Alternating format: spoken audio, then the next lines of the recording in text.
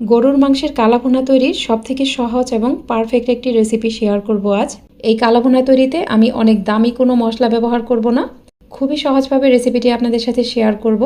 এর জন্য এখানে 1 কেজি পরিমাণ গরুর মাংস নিয়েছি। আপনারা চাইলে খাসির মাংস দিয়েও একইভাবে এই রান্নাটা করতে পারেন। মাংসের পিসগুলো একটু বড়ই নিয়েছি। এখানে চর্বি ও হাড় সহ মাংস নিয়েছি। এই রান্নায় অবশ্যই চর্বি ও হাড় সহ মাংস নিতে হবে, শুধু সলিড মাংস দিয়ে কালোভুনা রান্না হবে না। আর মাংসের পিসগুলো অবশ্যই একটু বড় সাইজের নিতে হবে। আমি এখানে কিছু আস্ত গরম মশলা নিয়েছি। এখানে 3 টুকরা দারচিনি, 6টা সবুজ এলাচ, 10-12টা কালো গোলমরিচ, একটা বড় কালো এলাচ, 3টা লবঙ্গ ও 2টা তেজপাতা মাঝখান দিয়ে একটু কেটে নিয়েছি। এখানে 1 কেজি মাংসের জন্য দিয়ে দিলাম চা চামচের উঁচু করে 1 চা চামচ পরিমাণ রসুন বাটা। আদা বাটা দিয়ে দিলাম 1 চা চামচ পরিমাণ। হলুদের গুঁড়া দিয়ে দিলাম সমান করে 1 চা চামচ পরিমাণ। মরিচের গুঁড়া দিয়ে দিলাম উঁচু করে 2 চা চামচ পরিমাণ। এখানে ঝালের পরিমাণটা অবশ্যই আপনারা নিজেদের টেস্ট অনুযায়ী দিবেন। এরপর ধনিয়ার গুঁড়া দিয়ে দিলাম উঁচু করে 1 চা চামচ পরিমাণ। জিরার গুঁড়া দিয়ে দিলাম সমান করে 1 চা চামচ পরিমাণ। এ পর্যায়ে রাঁধুনির গুঁড়া দিয়ে দিলাম 1 চা চামচের একটু কম পরিমাণ। রান্নার শেষ পর্যায়ে আমি এখানে আরও কিছুটা রাঁধুনির গুঁড়া অ্যাড করব। অনেকেই রাঁধুনি সসটা নাও চিনতে পারেন, আমি আপনাদের দেখিয়ে দিচ্ছি। এটা একটা মশলা, আপনারা এটা যে কোনো মুদি দোকানে পেয়ে যাবেন। কালোভুনা রান্নায় অবশ্যই রাঁধুনির গুঁড়াটা দেওয়ার চেষ্টা করবেন। এ পর্যায়ে এখানে একটা জয়ত্রীর 3 ভাগের 1 ভাগ পরিমাণ নিয়ে হাত দিয়ে এভাবে ভেঙে গুঁড়া করে দিয়ে দিব। এরপর আমি একটা জায়ফল নিয়েছি। এই জায়ফলের 3 ভাগের 1 ভাগ অংশ গ্রেটার দিয়ে গ্রেট করে এখানে দিয়ে দিলাম। এবার নিয়েছি হাফ কাপ পরিমাণ পেঁয়াজ বেরেস্তা। অবশ্যই এখানে বেরেস্তা দিতেই হবে। আমি এখানে 1 কেজি মাংসের পরিমাপ অনুযায়ী সব কিছু দিচ্ছি।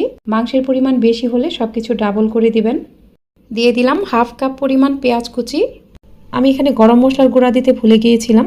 এ পর্যায়ে কিছুটা গরম মশলার গুঁড়া দিয়ে দিলাম। লবণ দিয়ে দিলাম স্বাদ মতো। এবার এখানে হাফ কাপের মতো সয়াবিন তেল দিয়ে দিলাম। আমি বেরেস্তা ভাজার পর যে তেলটুকু অবশিষ্ট ছিল সেটুকু দিয়ে দিলাম। সব কিছুই খুব ভালোভাবে হাত দিয়ে মেখে নিব। অবশ্যই চেষ্টা করবেন হাত দিয়েই মেখে নিতে। এই সমস্ত মশলাই হাত দিয়ে মেখে নেওয়ার ফলে মাংসের ভিতরে মশলাগুলো খুব ভালোভাবে ঢুকে যাবে। ভালোভাবে মেখে নেওয়ার পর হাতে যে অবশিষ্ট মশলাটুকু লেগেছিল সেটুকু আমি মুছে মুছে এখানে দিয়ে দিব। কোনো মশলা এখানে নষ্ট করা যাবে না। আর আমি কিন্তু এখানে কোনো পানি দেইনি। এখন প্যানটা ঢেকে দিব এবং চুলার একটু বেশি আছে মাংসটা চুলার উপর বসিয়ে রাখবো প্রায় 4 মিনিটের মতো। 4 মিনিট পর ঢাকনাটা খুলে নিলাম। দেখুন মাংস থেকে কিন্তু কিছুটা পানি বের হয়েছে। এখান থেকে আরও অনেকটাই পানি বের হবে। এই মাংসটাতে ভালোভাবে একটা বলক আসার জন্য আমি চুলার একটু বেশি আছে এটা বসিয়ে রেখেছিলাম। এখন একটু নেড়ে চেড়ে দেওয়ার পর চুলার আঁচ অনেকটা কমিয়ে দিব। চুলার মিডিয়ামে থেকেও একটু কম আছে আমি মাংসটাকে রান্না করব। প্যানটা ঢেকে দিলাম। ফিরে আসছি 10 মিনিট পর। 10 মিনিট পর ঢাকনাটা খুলে নিলাম। দেখুন মাংস থেকে কিন্তু অনেকটা পানি বের হয়েছে। এই মাংসতে আমি এক্সট্রা কোনো পানি অ্যাড করতে চাচ্ছি না, কারণ এখান থেকে কিন্তু অনেকটা পানি উঠে এসেছে।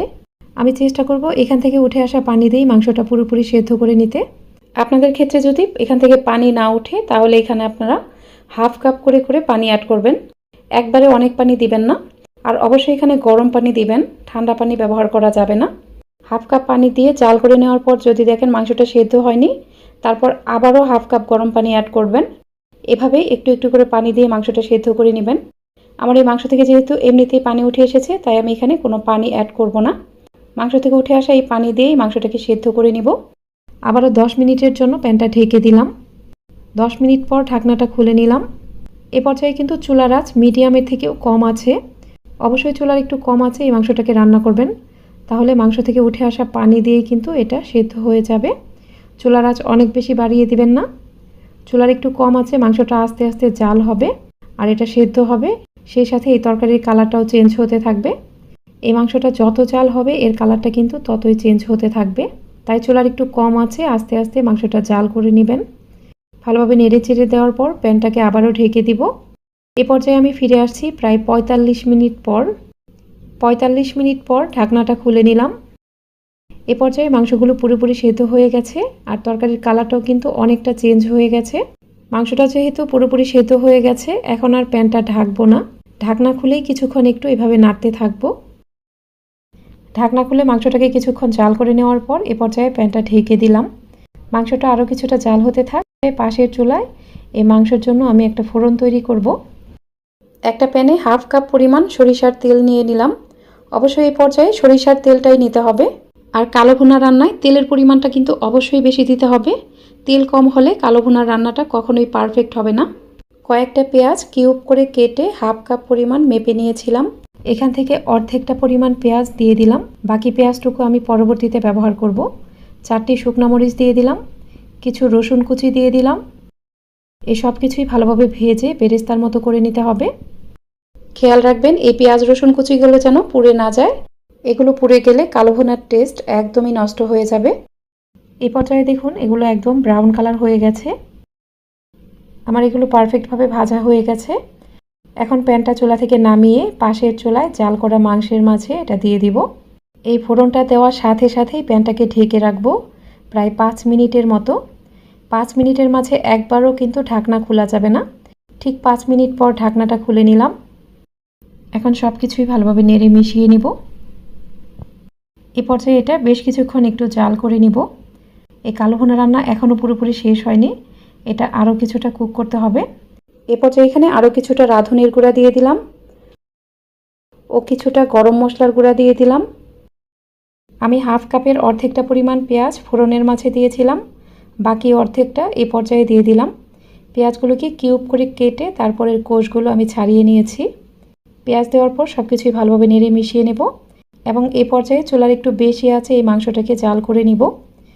সবশেষে যে পেঁয়াজটা দিলাম এই পেঁয়াজটা খুব ভালোভাবে কুক হওয়া পর্যন্ত আমি এটা জাল করে নিব। আমি আরও বেশ কিছুক্ষণ সময় নিয়ে এই মাংসটাকে জাল করে নিয়েছি। এ পর্যায়ে দেখুন মাংসের কালারটা চেঞ্জ হয়ে গেছে এবং সব কিছু খুব ভালোভাবে জাল হয়ে গেছে। এই কালো ভুনা রান্নায় মাংসের কালারটা চেঞ্জ হলেও কিন্তু মাংসের ভেতরটা অনেক জুসি হবে। মাংসটা এমনভাবে জাল করবেন না যেন এর ভেতরটা শক্ত হয়ে যায়। আর কালো ভুনা রান্নায় কিন্তু তেলের পরিমাণটা অবশ্যই একটু বেশি দিতে হবে। তেল বেশি না হলে কালো ভুনা রান্না পারফেক্ট হবে না। আমার এই কালো ভুনা রান্নাটা একদমই রেডি। দেখুন এখান থেকে তেলটা বের হয়ে গেছে। এখন প্যানটা চুলা থেকে নামিয়ে ফেলবো এবং এটা পরিবেশন করব। আর আপনাদের কাছে আমার একটা অনুরোধ, যারা এখনও আমার ইউটিউব চ্যানেলটিকে সাবস্ক্রাইব করেননি তারা প্লিজ আমাকে সাপোর্ট করবেন। আমাকে সাপোর্ট করতে হলে আমার ইউটিউব চ্যানেলটিকে সাবস্ক্রাইব করবেন। অবশ্যই পাশে থাকা অল লেখা বাটনটাতে ক্লিক করবেন। আর ভিডিওটি যারা ফেসবুক থেকে দেখছেন তারা অবশ্যই আমার ফেসবুক পেজটিকে লাইক ও ফলো দিয়ে রাখবেন। রান্নাটা দেখেই কিন্তু মনে হচ্ছে এটা একদম পারফেক্ট হয়েছে। আর এই কালো ভুনাটা খেতেও কিন্তু ভীষণ মজার হয়েছিল। আমি এক পিস মাংস ভেঙে আপনাদের দেখিয়ে দিচ্ছি। দেখুন মাংসের ভেতরটা কিন্তু অনেক বেশি জুসি হয়েছে, এটা একদম শক্ত হয়ে যায়নি।